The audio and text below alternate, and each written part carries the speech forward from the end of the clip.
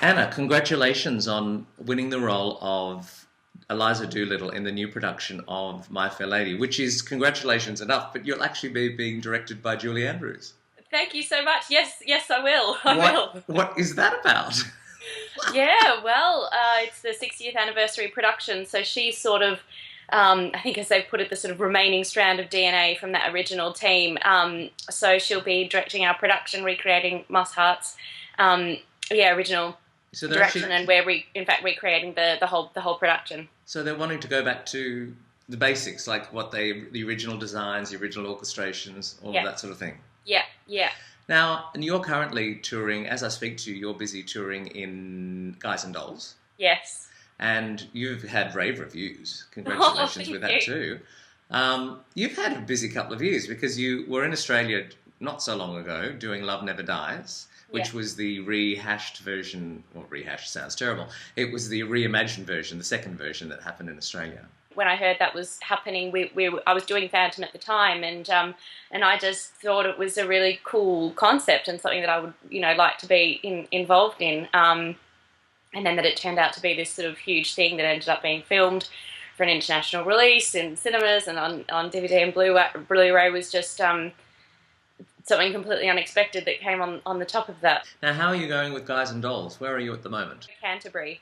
So Lovely. I like Canterbury, so Yes, it's nice. How do you find all the touring and everything? It's quite intense, isn't it? it is very intense, yeah. But luckily, we've got a great company, so we've Yeah. been having a lot of fun.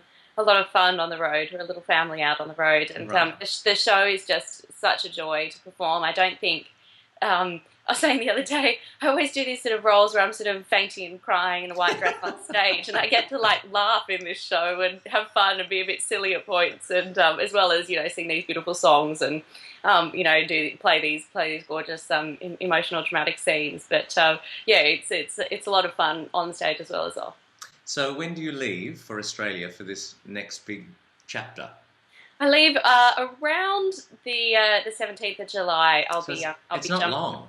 No, I will literally be finishing a show in Bristol and then coming back to London and jumping straight on a plane. So it's all it's all dovetailing very very nicely into each other. But yeah, I'll be. Where do you see home? Like most performers, you just go where the work goes, and Yeah, yeah. When I just decided to enter the industry professionally, that was the exact words that I said to myself. You've got to be comfortable with with going where the work is, and I'm not sort of a natural gypsy. I do like my sort of home life. your So, own kettle and your own cup of yeah, tea, and I mean, who doesn't? But yes, of course, your but own toaster. yeah, yeah. So like just the little things. But so it is something that I've had to get used to over the years. I'm definitely a Melbourne girl. Like I do still see Australia as being my home, but at the same time, um, having been in London for 4 years now, and working with people over here and creating friendships and relationships, and Doesn't um, time fly? yeah, oh my gosh, it really does. It really does. Tell me, I've spoken to a couple of people who actually auditioned for Dame Julie, Yeah, in Australia for My Fair Lady, and they talked about how some of them wanted to cry, yeah, yeah. some of them wanted to hug her, some of them thought they did the worst audition ever because they just weren't in the room. Yeah, How yeah, was it yeah. for you? Yeah, I ended up auditioning for her 3 times. So all my auditions she was there for, and So by the third time, it was like old friends. yeah, it was just like, hey Julie, how's it Hey, going? Jules. On the third time, she got up and gave me a big hug, and we just kind of chatted. My third audition was just I did the material, but we just sort of chatted for about half an hour, 45 minutes, and I think it was daunting walking into the room for the first time. I'm not easily starstruck, but she's got this like aura about her It must that have been very difficult for her choosing you. I mean, I'm not surprised that you spent so much time with her because yeah. it's a big decision. She needs to get Yeah. that right, doesn't she? Yeah, and I'm very like cognizant of that. I think I was aware of that going in, that would be quite a hard thing for her to do, because like she created this role. Yes. She has really strong opinions about how it should be done, and but by the same token, she didn't want me to just like do what, like, my best Julie Andrews impression, like. Like, thankfully, because that would be dreadful. I don't know, you might do a good one. I no one can. That's the thing. But she was, I think, being a performer herself, she wanted to really get the best out of people and was sort of extremely understanding of the whole, what it's like as an actor to kind of go out in front of, and they were these massive panels with like, 15 guys in suits, on a panel. And some of the panels for auditions are way too big. These were even bigger, I guess. Yeah.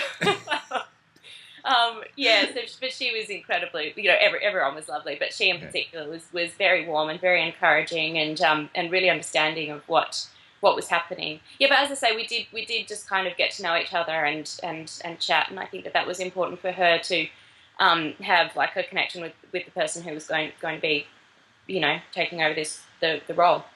Now, what's your relationship with her career? Did you like her as a younger? Did you listen to her? Are you aware of half of the things she's done?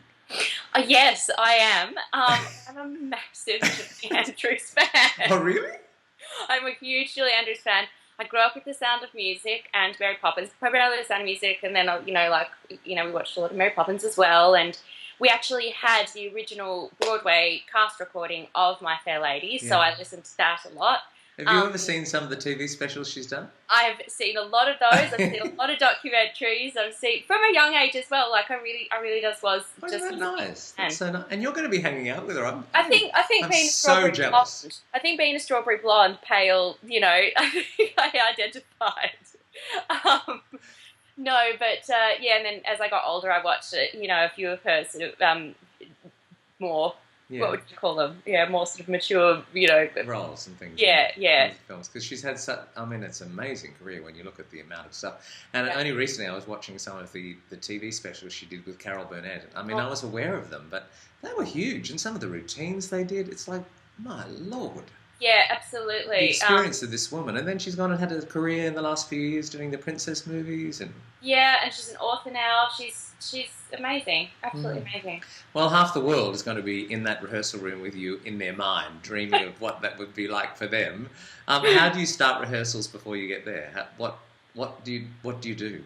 I go straight to source material. So I've been reading a lot of George Bernard Shaw. Yep. And researching a lot about him. I think,